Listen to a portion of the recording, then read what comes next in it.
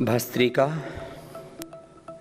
कपालभाति, बाह्य प्राणायाम, उज्जाई, अनुलोम विलोम, भ्रामरी, उद्गीत, ध्यान, इस प्रक्रिया को पूरा करेंगे।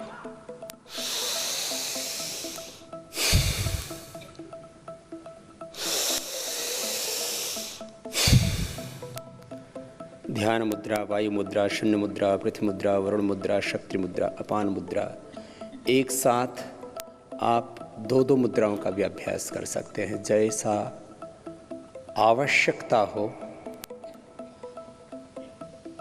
जैसा आवश्यक हो, जैसी आवश्यकता हो, उसी प्रकार की मुद्रा का चयन कर सकते हैं। भस्त्रिका और कपालभाति हमने तीव्र गति, मध्यम गति और सामान्य गति तीन प्रकार से कहा। आयु और आवश्यकता के हिसाब से। तो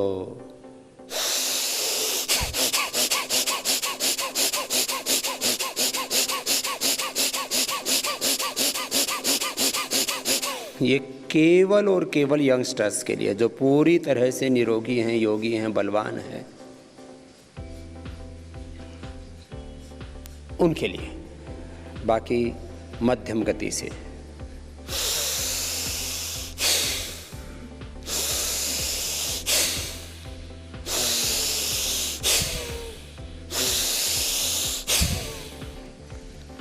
जिनको उच्च रक्तचाप, हृदय रोग, हर्निया, कमर में दर्द, कमजोरी विशेष है, सामान्य गति से,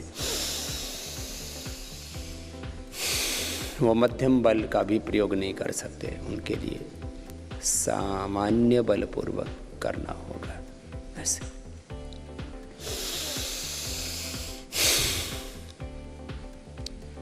गति का चयन अपनी शक्ति के अनुसार करें, आवश्यकता के अनुसार करें।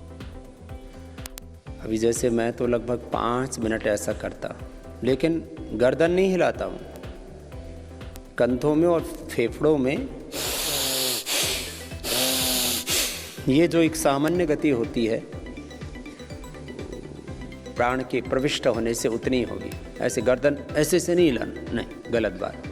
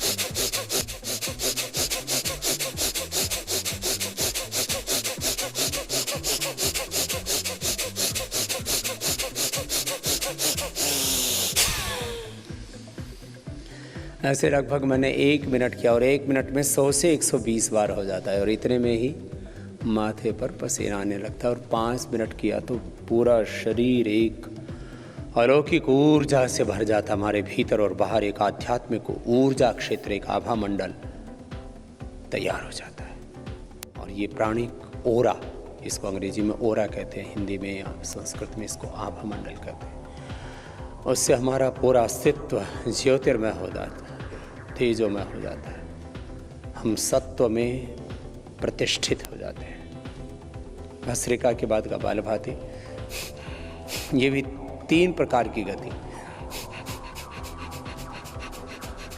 तीव्र गति, जो पूरी तरह से योगी हैं, निरोगी हैं, उनके लिए। मध्यम गति, सबके लिए।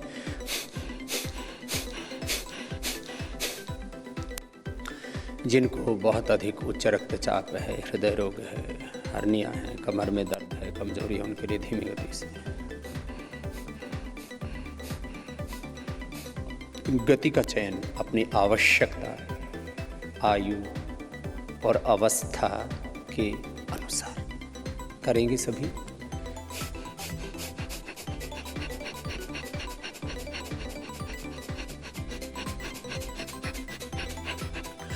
गतिपूर्वक भी करते हैं तो शक्ति पूरी लगती है उसमें।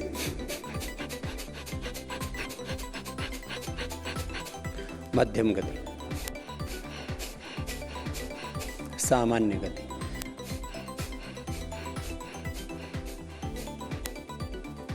कपालभाति निरंतरता के साथ कीजिए सभी।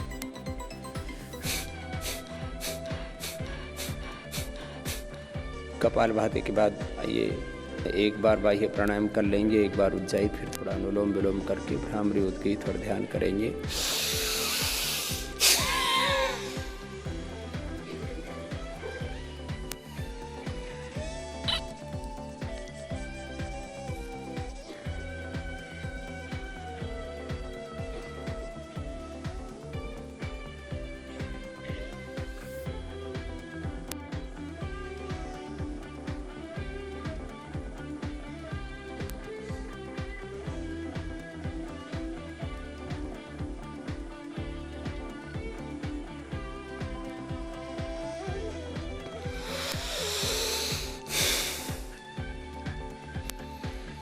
उज्जाई,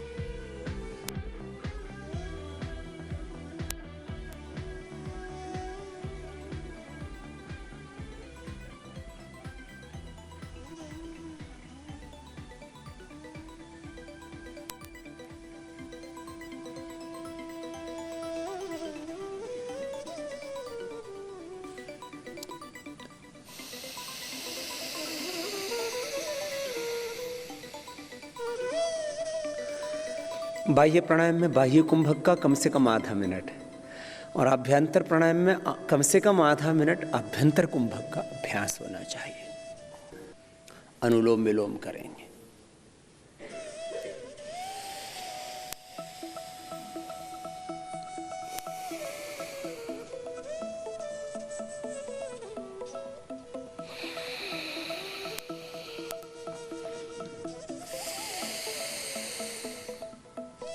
लय के साथ करना, वायु मुद्रा में हाथ रखना तो बहुत अच्छे से हो जाता है। घुटने के ऊपर जो हाथ है वो भी वायु मुद्रा में, जो ऊपर हाथ है वो भी वायु मुद्रा में।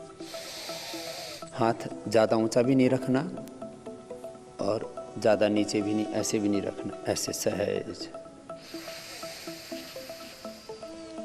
सहजतापूर्वक लंबा लेना, सहजतापूर्वक लंबा छोड़ना। पूरी एकाग्रता पूर्वक करना, एक लय के साथ करना। और जब हम इस योग का अभ्यास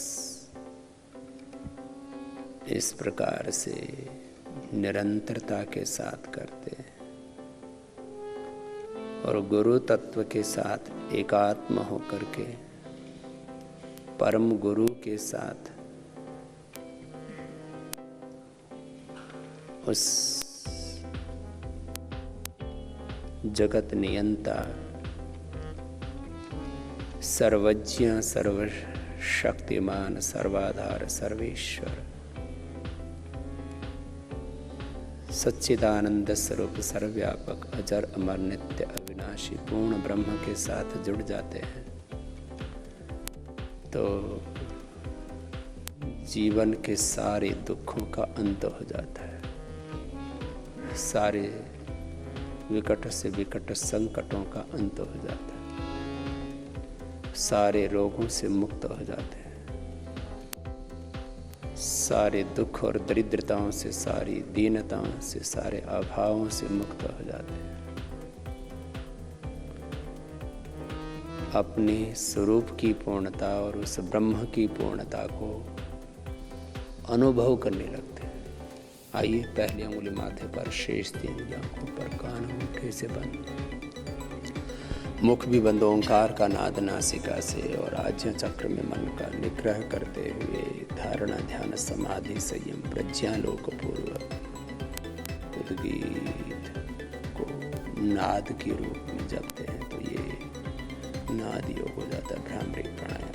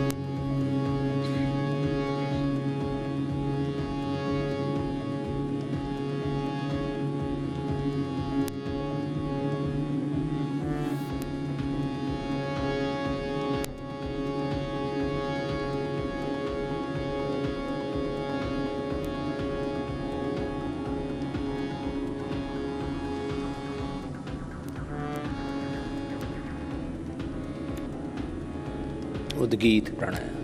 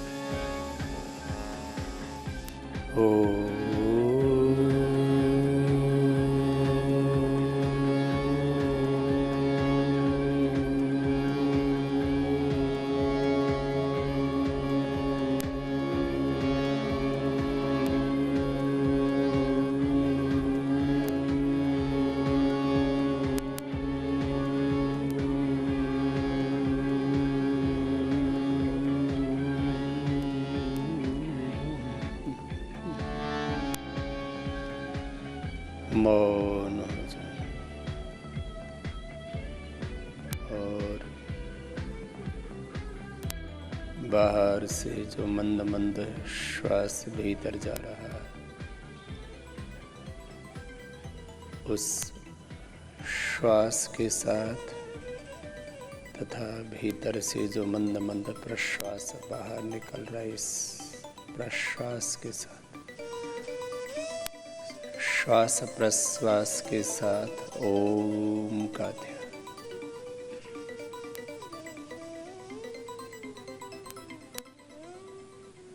श्वासों पर मन को टिका लें अथवा नासिकाग्र पर, हृदय चक्र में, मणिपुर चक्र में, सहस्रार में, आज्ञा चक्र में, जहाँ अनुकूलता प्रतीत हो, अभ्यास हो, वहीं पर मन को टिका के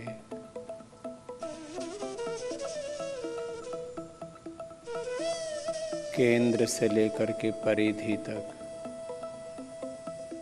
व्यष्टि से लेकर समष्टि तक, मनुष्यों से लेकर के मनुष्यतर जितना भी ये जीव जगत है, पूरे अस्तित्व में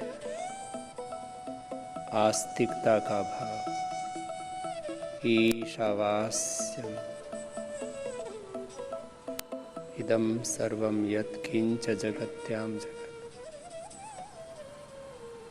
दोनों हाथों को ऊपर उठा लेते हैं, आपस में रगड़ते हैं।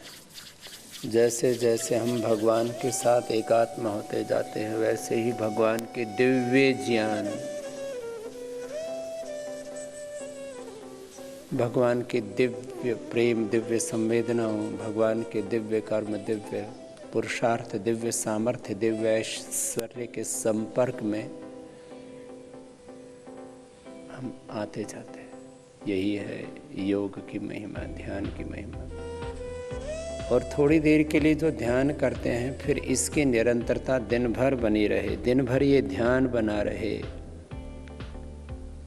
कि मैं एक यंत्र मात्र हूँ, मुझ में संपूर्ण सामर्थ्य है, चाहे वो ज्ञान का सामर्थ्य है, भावनाओं का सामर्थ्य है, कर्म पुरुषार्थ का सामर्थ्य है, जितना भी जीवन का विविध ऐश्वर्य है, सब भगवान का दिया हुआ है। ये ध्यान निरंतर बना रहे तो ये ध्यान हमारा 24 घंटे का हो जाता है।